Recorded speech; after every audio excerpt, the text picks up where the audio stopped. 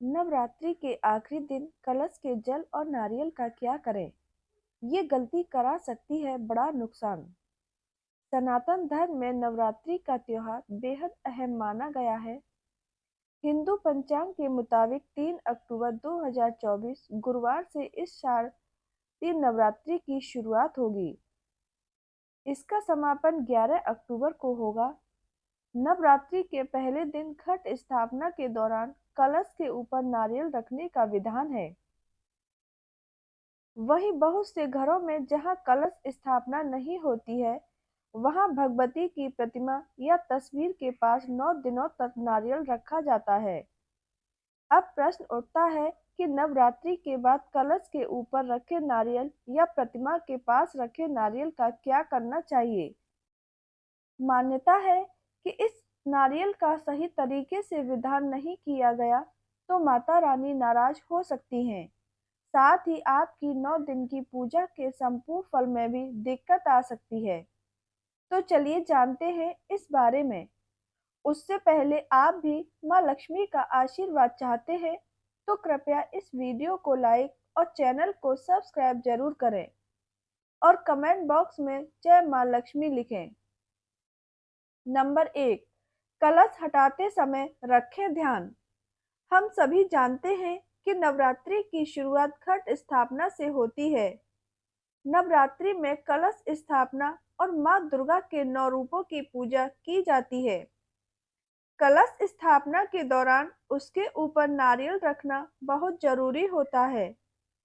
कलश स्थापना जितने विधि विधान से हम करते हैं, वैसे ही कलश हटाते समय हमें कुछ बातों का विशेष ध्यान रखना चाहिए।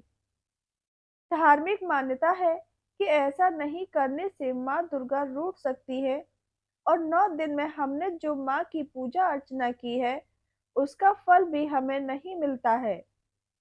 नंबर 2, कलश पर रखे नारियल का क्या करें? बता दें कि जो नारियल चौकी पर रखे हुए कलश के ऊपर रखा जाता है, उसे कभी भी प्रसाद के रूप में फोड़कर खाया नहीं जाता। इस नारियल को भी मां दुर्गा के साथ विसर्जित कर दिया जाता है। ऐसी मान्यता है कि जब हम देवी जी का पूजन करते हैं, तो मां उसी नारियल में आह्वान करती हैं, इसलिए इसे खाना नहीं चाहिए। नारियल को लाल कपड़े में बांधकर हम अपने पूजा घर में रख सकते हैं। मान्यता है कि ऐसा करने से साल भर माता रानी अपने भक्तों पर कृपा बनाए रखती हैं।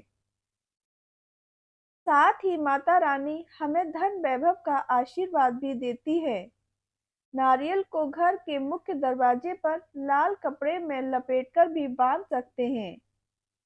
फिर अगली नवरात्रि के बाद पहले से बंधे नारियल को नदी में प्रवाहित कर दें और उसके स्थान पर नवरात्रि के बाद कलश से हटाए नारियल को उसी प्रक्रिया से बांध दें। व्यापारी हैं तो व्यापार के स्थान पर भी उस नारियल को रख सकते हैं। इससे व्यापार में बरकत बनी रहती है। प्रसाद के दिन बराबर में एक और नारियल रखा जाना चाहिए। नंबर 3, अक्षत का क्या करें? वहीं घट स्थापना के दौरान कलश के नीचे अक्षत भी रखा जाता है। नवरात्रि के आखिरी दिन कलश हटाने के बाद चावल को घर के हर कोने में छिड़कना चाहिए। हिंदू धर्म में चावल सुख समृद्धि का प्रतीक माना जाता है। मान्यता है कि कलश के नीचे रखे चावल को घर में छिड़कने से कभी धन की तंगी का सामना नहीं करना पड़ता। साथ ही घर में सुख समृद्धि और खुशहाली आती है। और बचे हुए चावल को बहते हुए जल में विसर्जन कर देना चाहिए। अगर आप ऐसा नहीं करते हैं तो पास में ही किसी दैवीय वृक्ष जैसे पीपल, आंवला आदि की मिट्टी में गाड़ दें। इसके अलावा पक्षियों को भी खाने के लिए दे सकते हैं। नंबर 4, कलश के जल का क्या करें? कलश हटाने के बाद उसके जल को सबसे पहले किचन में छिड़कें। इसके बाद बाकी घर और मुख्य द्वार पर भी छिड़कें। लेकिन गलती से भी बाथरूम या टॉयलेट के आसपास या अन्य किसी अपवित्र जगह पर यह कलश का जल न छिड़कें। घर के सदस्यों पर भी जल छिड़कना चाहिए। यदि व्यापारी हैं तो व्यापार स्थान पर उस जल का छिड़काव जरूर करें। किसान है तो खेत में उसके जल का छिड़काव करें।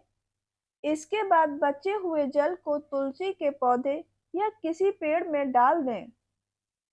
इस जल को इधर उधर नहीं फेंकें। इसके अलावा हमें नवरात्रि समाप्त होने के बाद पूजा पाठ की सामग्री को नदी में प्रवाहित कर देना चाहिए। ऐसा करने से किसी भी प्रकार का दोष नहीं लगता है और पूजा का संपूर्ण फल हमें प्राप्त होता है और सुख समृद्धि बनी रहती है। नंबर 5, तिजोरी में रख ले सिक्का। इसके बाद कलश में मौजूद सिक्के को निकालकर अपनी तिजोरी या पर्स में डाल लें। ऐसा करने से दिन दूना रात चौगुनी धन बढ़ेगा, काम काज में बरकत होगी, आपके जीवन में धन की कमी नहीं होगी। वहीं आखिर में मिट्टी के कलश और बचे हुए जवारे को घर के बाहर किसी पेड़ या मंदिर के पास रख दें। नवरात्रि के ज्वारे भी बेहद शुभ होते हैं। थोड़े से ज्वारे निकाल कर अपने पर्स में और तिजोरी में रख सकते हैं। इससे माँ दुर्गा आप पर हमेशा मेहरबान बनी रहेंगी। वीडियो को एक लाइक और चैनल को सब्सक्राइब करना न भूलें और वीडियो के अंत तक बने रहने के लिए धन्यवाद।